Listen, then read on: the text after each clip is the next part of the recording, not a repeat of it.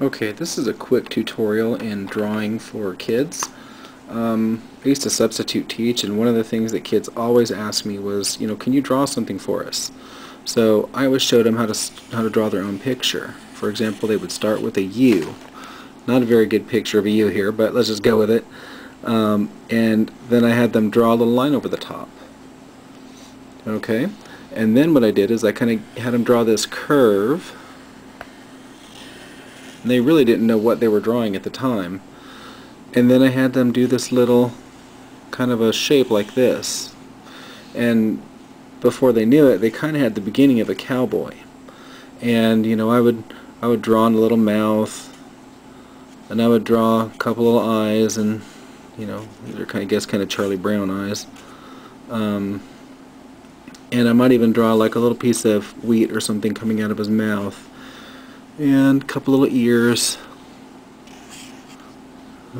maybe some hair coming down the corners here, and you can even draw a little neck and a little kerchief kind of thing.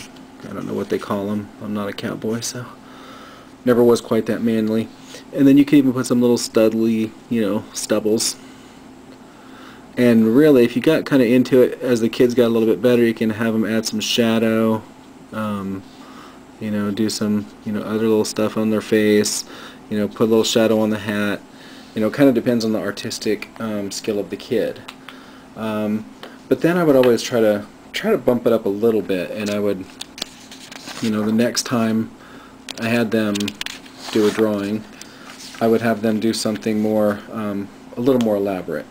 So I would start with something, I would draw this shape, and I'd ask them what it was, and then I would continue to add on, and I'd have them guess along, because when you're substitute teaching, you have to do things to keep kids entertained.